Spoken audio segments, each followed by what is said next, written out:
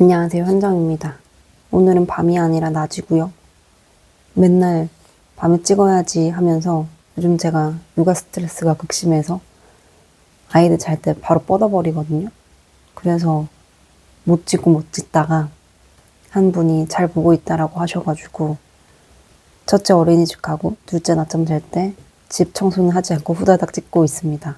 집 청소를 하다 보면 아이가 깨고 그럼 또 이제 못해요. 그래서 일단 책 이야기도 하고 싶고 주절주절 요즘 저의 고민들, 생각들 나눌 데가 없으니 또 떠들어 보도록 하겠습니다. 먼저 책을 좀 소개를 해드리고 싶은데요. 제가 나의 세상 정리기라는 코칭을 할 때 그런 질문을 해요. 나를 위해서 보내는 시간이 있는가? 가는 공간이 있는가? 라는 질문을 하는데 가장 많은 답변으로 나왔던 것이 뭘까요? 바로 산책입니다. 저도 그렇거든요. 고민이 많거나 생각이 많거나 마음이 좀 힘들 때 걸으면서 마음과 생각 정리를 많이 했던 것 같아요.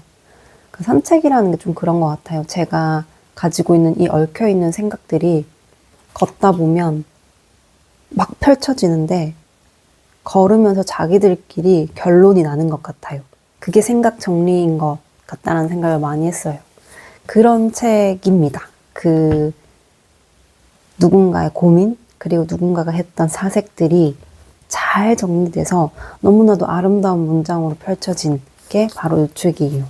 산책자의 마음이라는 책인데 정고요 시인의 책입니다. 저는 개인적으로 시인의 에세이를 너무 좋아하는데 그 이유가 시인들이 쓰는 단어가 너무 좋아요.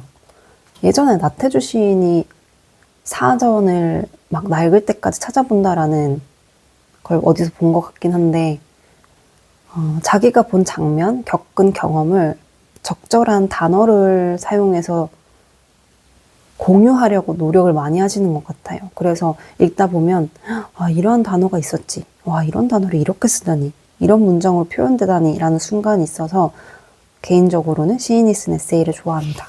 이 책은 사실 생각보다 너무너무 좋았어서 많은 분들이 읽으셨으면 좋겠다는 생각이 들었었어요. 어떤 분들에게 더 추천을 드리냐면 혼자 있고 싶어요. 사람은 또 안 만나고 싶어. 근데 또 공허하고 적적해. 그런 분들에게 추천을 드립니다. 시인이 강원도로 이제 이사를 가게 되면서 거기에서 낯선 공간 그리고 바닷가들을 걸으면서 한 생각 정리가 담겨져 있는데요. 말 그대로 너무 아름다운 문장이에요. 예쁘다라는 게 아니라 제 기준에서 아름답다라는 것은 다양한 감정이 담겨 있고 그것을 내가 느낄 수 있다라는 의미거든요. 씁쓸하다면 씁쓸함, 반짝인다라고 하면 반짝임. 그러니까 읽을 때 제 머릿속에 그림이 그려지는 그런 문장을 저는 아름답다라고 생각을 합니다. 그런 문장들이 굉장히 많은 책이에요. 제가 여러 문장이 너무 좋아서 표시를 해놨는데 몇 개 소개를 해드릴게요. 산책할 때 내 생각도 무의식이나 마음속에서 튀어나와 의식과 이성의 틈을 만들어 자신을 바라봐 달라고 보챈다. 그러니까 이런 거. 틈을 만들어서 바라봐 달라고 보챈대요. 그러니까 어떻게 이런 문장을 쓰지? 라고 생각하는 거예요. 걸으면서 나도 모르게 스스럼 없이 스르르 벌어지는 틈. 마치 석류나 무화과 같은 과일이 익을 대로 익어서 절로 과육을 내보이는 것처럼 저절로 벌어지는 나의 틈. 이 틈으로 거짓 없는 생각이 자연스레 흘러나오고 이 틈으로 나는 마음의 호흡을 한다. 나를 살리는 호흡. 나의 마음의 호흡을 한대요. 너무너무 아름다운 문장입니다. 이 책을 읽으며 산책을 새로운 시각으로 정의해 보게 되었다. 사랑하는 장소를 애무하는 행위. 진짜 정말 같은 사람인데 어떻게 문장들이 이렇게 예쁘게 쓰실까라는 생각들이 듭니다. 제가 요즘에는 책을 정말 읽을 시간이 없거든요. 그래서 애들 다 자고 나서 잠깐 저도 잠들기 직전까지 그냥 몇 분 짧게 읽는데 그럴 때 읽기 좋았던 것 같아요.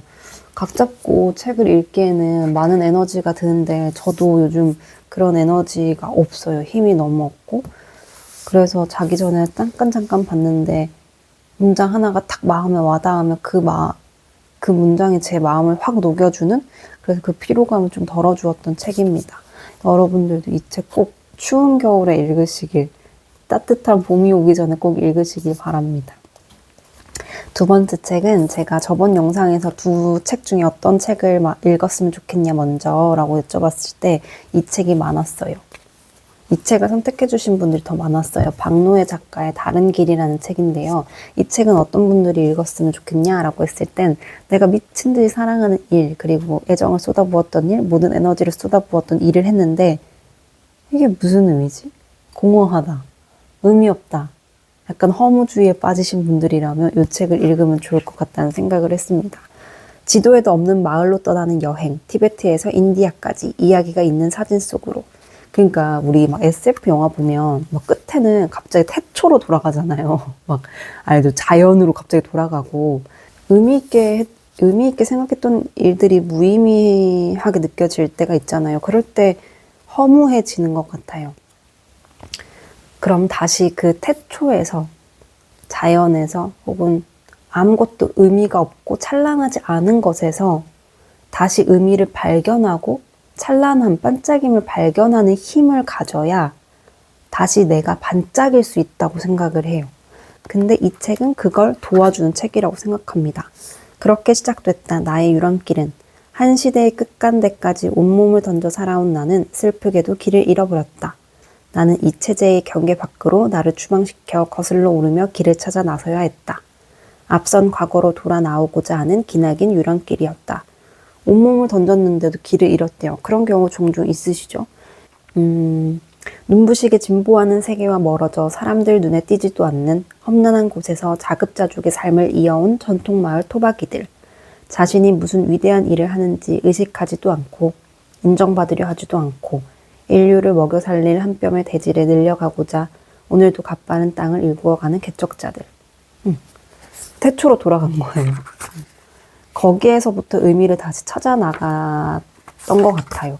그래서 길을 잃어버렸을 때 그 우리의 태초에 가깝다라는 티베트랑 인도를 여행하면서, 그러니까 자연으로 돌아가면서 사진을 찍고 여기에서 사람들을 만나면서 그가 느꼈던 생각들을 글로 짧게 정리해 놓은 책입니다. 그러니까 아까 산책자의 마음과 똑같이 요즘 제가 그 각 잡고 책을 읽을 시간이 잘 없어서 이렇게 짧게 되어 있는 책을 문득문득 생각날 때 읽었어요. 다른 길은. 그럴 때 맞지? 라고 생각을 했습니다. 가장 가난하여 가장 높은 곳에 살아가지만 정결하고 단아한 살림 솜씨가 빛나는 집이다. 하루 일을 마치고 노을이 물든 마당에 모여 앉아 수확한 감자와 갓 볶아내린 향긋한 커피를 마신다. 아이가 자라서 라당의 농부가 되면 좋겠어요. 밭을 밟고 오르며 농사 짓는 건 몸이 좀 힘들 뿐이지만 남을 밟고 오르는 괴로움을 안고 살아갈 수는 없지요.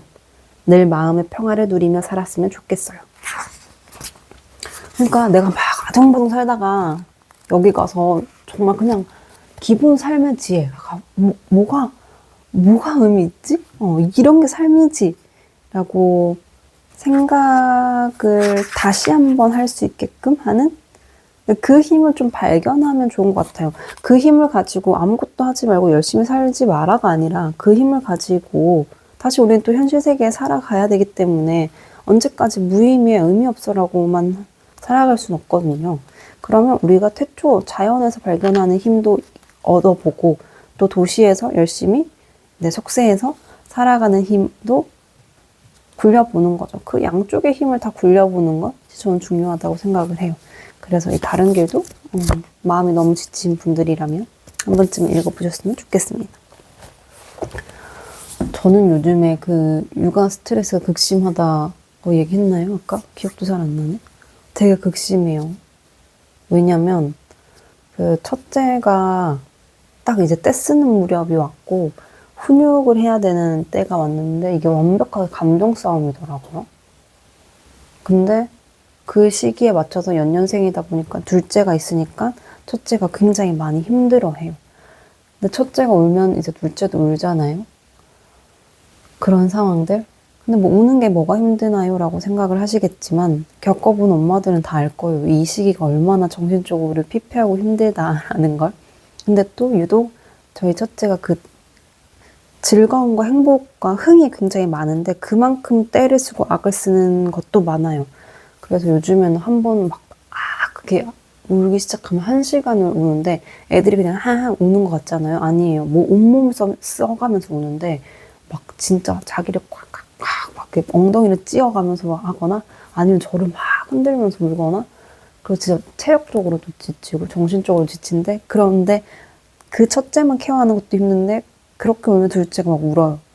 이렇게 약간 멘붕 상태가 오고 그게 너무 그 극강의 스트레스로 요즘에 좀 다가와서 근데 제가 또 더 힘들어하는 이유 중에 하나가 제가 소리에 되게 예민한데 그 아이들의 울음소리가 진짜 아이들의 울음소리가 정말 정말 크거든요 소리가 그 첫째는 조금 컸으니까 소리가 크고요 둘째 어릴수록 애들이 울음소리가 좀 날카로워요 그러니까 그 두 개가 막 맨날 양 사운드로 흐르고 있고 첫째 그 떼쓰기 그러니까 막 악을 막 1시간씩 운다라는 거는 한 하루에 등원 전, 하원 후 뭐 이런 식으로 주말엔 더 많은 시간을 보내니까 더 심하죠. 그래서 막 좀 여러모로 육아 스트레스가 좀 큰 편이었습니다. 그래서 아 이래서 진짜 엄마들이 막 말라가는구나 그런 생각을 했고 실제로 요즘 저 보시는 분들도 왜 이렇게 살이 빠졌어요? 라고 하는데 힘들어서 얼굴 살만 빠지는 거 있죠. 그런 상태가 되었어요. 진짜 입맛도 뚝 떨어져요. 그렇게 막 애가 보채고 나면. 그러다가 제가 그 첫째 낳고부터 해서 둘째 가지고까지 명상 심리 상담을 공부를 하면서 자격증 준비를 했는데 둘째 낳고 시간이 좀 필요해가지고 원래 받아야 되는 개인 세션이 있는데 그걸 못했다가 최근에 했어요. 제가 받는 거였거든요. 지금 받으면 너무 좋겠다라는 생각이 들어서 왜냐면 제가 너무 요즘 좀 힘들어하고 그래서 받아서 명상도 해보고 같이 이야기도 해보고 하면서 주제가 육아 스트레스긴 했거든요. 그런데 뭐 제가 원하는 갈망에 대한 이야기를 하다가 무엇을 갈망하느냐 나가고 싶다라는 말이 처음 나오더라고요. 나가고 싶습니다. 나갈 데도 없고 나갈 시간도 없고요. 사실 남편한테 맡겨놓고 나가도 되거든요. 근데 힘이 없어요. 그 준비하고 나갈 힘이 없어요. 그러다 보니까 집에 있게 되고 나를 위한 시간이 없다. 나를 위한 시간이 무엇일까라고 했을 때는 뭐 커피 한잔 하는 거 나가서 카페 가는 거, 책 읽는 거인데 그걸 시간을 확보하기 힘들고 그럼 우리는 어떻게 해야 될까라는 걸 이야기할 때 짬짬이 시간을 내야죠. 나를 위한 차 한 잔을 한다라든지 책을 좀 읽는다든지 근데 그러다가 생각했어요. 이건 진짜 내가 원하는 거에 아닐 수도 있겠다. 사실 아이를 키우면서 커피를 한 잔 마시고 카페를 가는 것도 일이에요. 애 막 이 겨울에 옷 입히고 막 아기띠 메고 가는 것도 힘이 들어요. 그리고 아이가 빨리 자서 나를 위한 시간, 아이가 빨리 자서 그 자는 시간에 책을 읽는다? 그것도 에너지가 쓰이죠. 근데 저는 예전처럼 저를 계속해서 충전했던 방식, 아이 낳기 전의 방식을 습관처럼 하려고 하는 거죠. 그게 나를 위한다라고 생각했던 것 같아요. 근데 그걸 지금 현실적으로 할 수가 없고 그걸 하려면 또 다른 에너지가 들고 그걸 못하면 왜 이렇게 안 자지? 왜 이렇게 요즘 힘들게 하지? 라고 또 스트레스가 되고 그리고 그 시간을 꾸준히 확보하기 힘들고 남편이 계속 병일에 있는 게 아니니까요.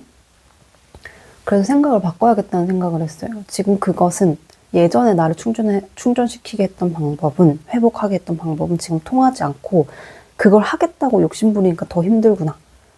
예를 들어 카페 가서 커피 마시고 싶은데 애를 데리고 갈까? 막 그 힘을 쓰는 거예요. 그리고 커피 한 잔 마시면서 커피 마셨다. 그리고 책을 읽고 싶으니까 빨리 잤으면 좋겠는데 왜 안 자지?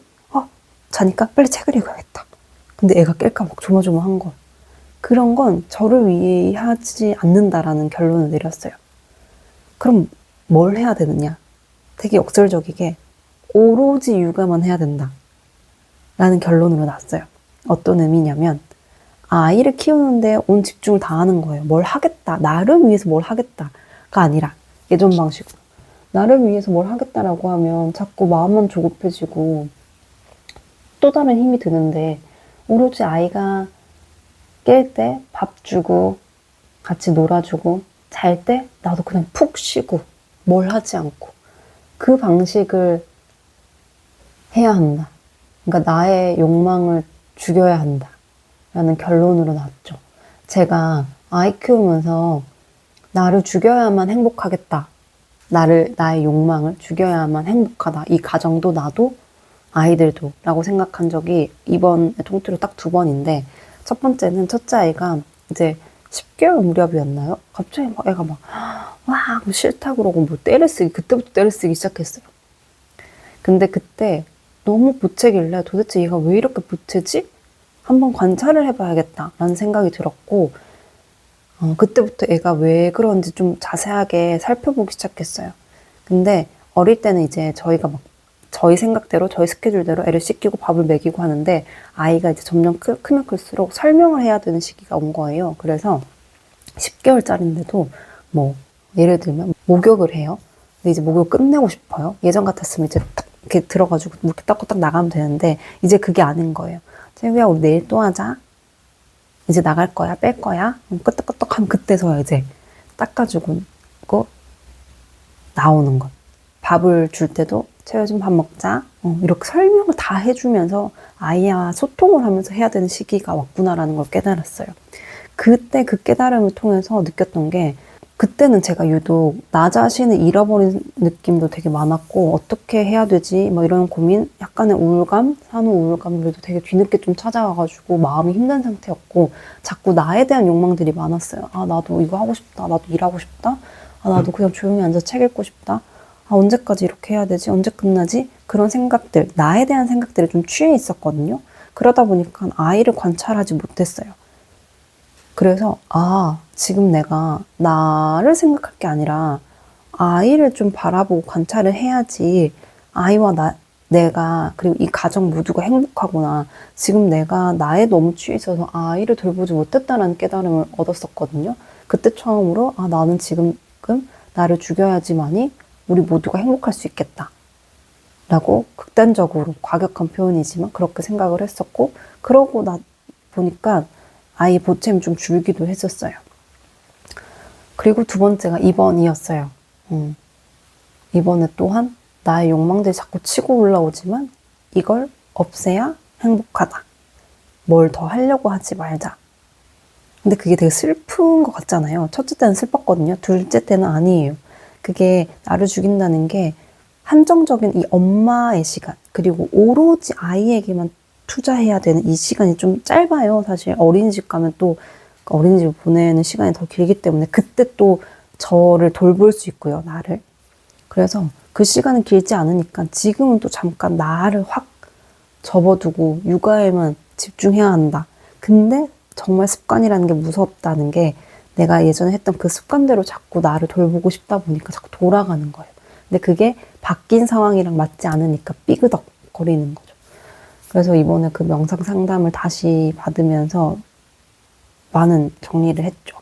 이걸 명상으로 하면서 이제 스스로 깨닫는 통찰 명상이었는데, 개인적으로 그런 생각을 하면서 굉장히 마음이 조금은 편해졌어요. 이게 이제 아이가 없거나 결혼하지 않으신 분들은 나를 죽여야 된다니 너무 슬프다라고 하실 수도 있겠죠. 저도 그랬을 것 같아요. 그랬고요. 아이를 낳기 전에는. 근데 그 시간이 짧고 끝난다라는 걸 알아요. 그래서 대부분의 엄마들은 또 이 이야기를 공감하지 않으실까라는 생각이 듭니다. 그렇게 지내고 있습니다. 벌써 1월이 끝이에요. 저 솔직히 말하면 27일이라는, 지금 오늘이 27일인데 진짜 깜짝 놀랐어요. 1월이 끝났어요. 이렇게 시간이 금방 간지 몰랐습니다.